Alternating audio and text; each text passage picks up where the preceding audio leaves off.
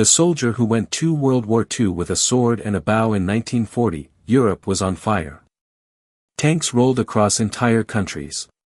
Machine guns dominated the battlefield. Fighter planes filled the sky. The world had entered a new kind of war. A modern war. A brutal war. A war driven by technology.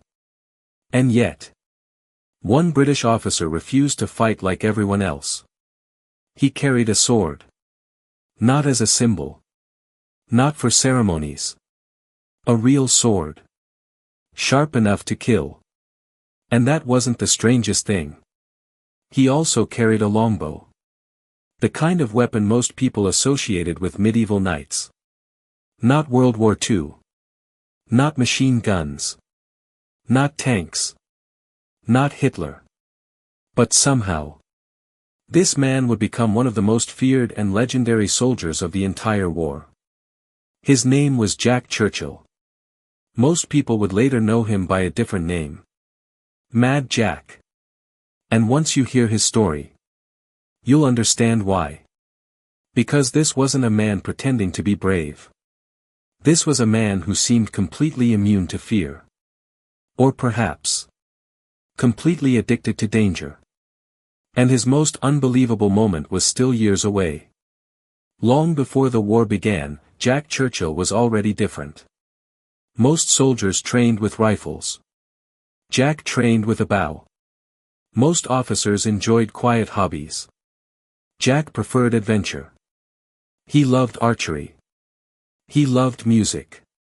He played the bagpipes. He competed in archery tournaments.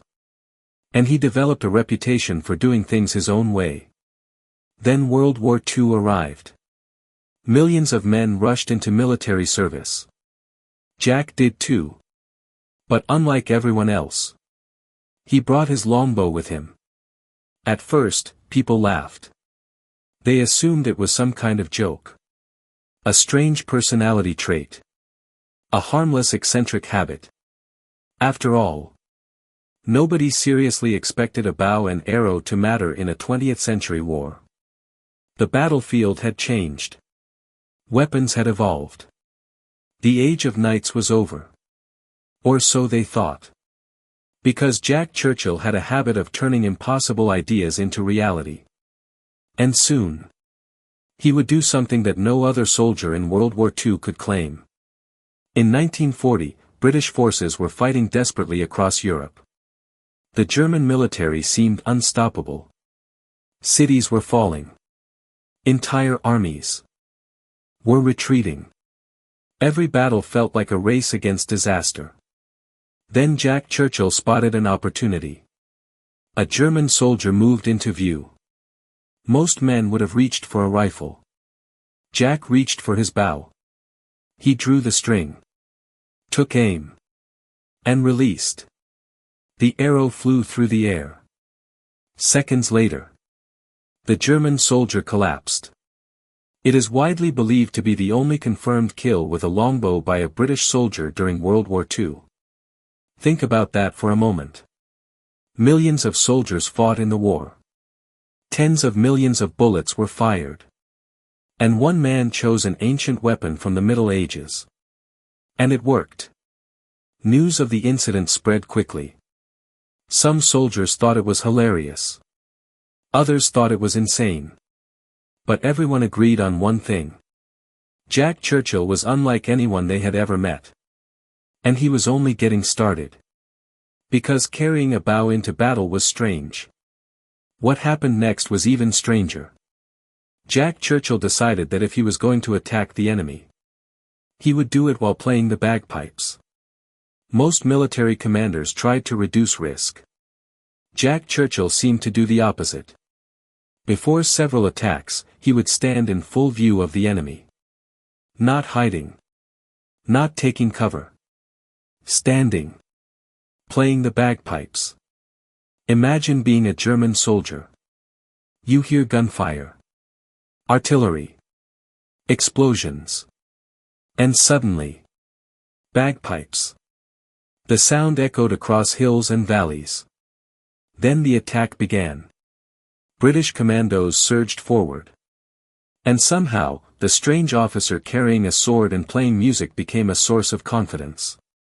His men loved him. Not because he was reckless.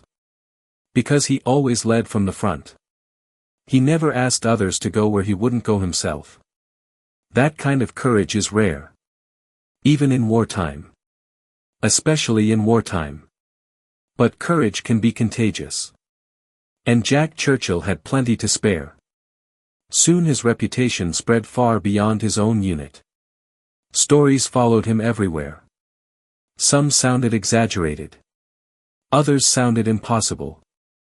The strange thing was, most of them were true.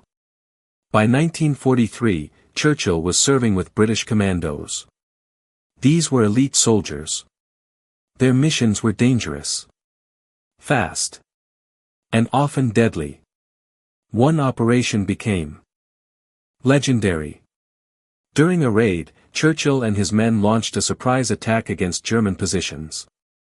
Confusion spread through enemy lines. The attack happened quickly, aggressively, relentlessly. And before long, German soldiers began surrendering. What happened next became one of the most famous stories associated with Mad Jack. Using a combination of confidence, aggression, and complete fearlessness, he reportedly convinced dozens of enemy soldiers to surrender. Think about how difficult that is. One mistake. One nervous enemy. One trigger pulled. And everything ends. But Jack possessed something many great leaders have. Absolute confidence. People believed him. Even his enemies. Stories of his exploits spread across Allied forces. The sword. The bow. The bagpipes. The impossible missions. He was becoming a living legend. But legends often push their luck too far. And eventually, luck runs out. In 1944, Churchill participated in operations in Yugoslavia. The fighting was intense. German forces were determined. Every hill seemed defended. Every advance came with a cost.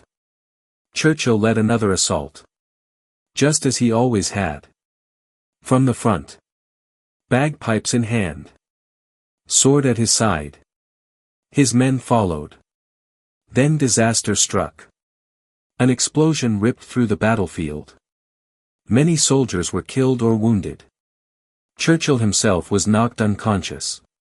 When he finally woke up, German soldiers surrounded him. For the first time in years, Mad Jack was a prisoner. Most people would see this as the end of the story. For Jack Churchill, it was simply a new adventure. Churchill was transported through German prisoner systems. Most prisoners focused on survival. Jack focused on escape. Because of course he did. The idea of quietly waiting for the war to end didn't suit him. He attempted escape. Again. And again. Some efforts failed. Others came surprisingly close. Each attempt increased the risks. The Germans knew he was troublesome. The British knew he was resourceful. And Jack himself seemed completely unwilling to accept captivity. Eventually, as Germany's position collapsed and Allied forces advanced, Churchill regained his freedom. For most soldiers, years of combat would have been enough. Not for Mad Jack. Even after surviving battles, raids, explosions, and imprisonment, he still wasn't finished. In 1945, the war in Europe finally ended. Cities celebrated. Families reunited. Soldiers returned home. The nightmare was over. For millions of people, it was the happiest day of their lives. Churchill's reaction was different. Years later, one quote became famous. According to popular accounts, he remarked that the war had ended too soon. Most people would never say such a thing. But Jack Churchill wasn't most people. He loved challenge. Adventure. Danger. Not because he enjoyed suffering. Because he seemed most alive when facing the impossible. The battlefield had given him a purpose. And now it was gone. But history had already secured his place. Today, historians still debate some details of the stories surrounding Mad Jack Churchill. Legends tend to grow over time. Facts become mixed with memories. Memories become myths.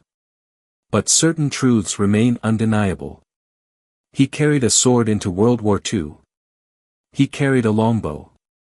He played bagpipes before battle. He led from the front. He survived situations that should have killed him. And he became one of the most unusual soldiers ever to wear a military uniform. History is filled with famous generals, powerful politicians, brilliant strategists. Yet somehow, one of the most unforgettable figures from World War II was a man carrying weapons from centuries past. Perhaps that is why people still remember him. Not because he followed the rules, but because he ignored them. World War II was an age of machines. An age of tanks, aircraft, factories, and industrial-scale destruction. Yet one of its most remarkable stories belongs to a man who carried the past into the future.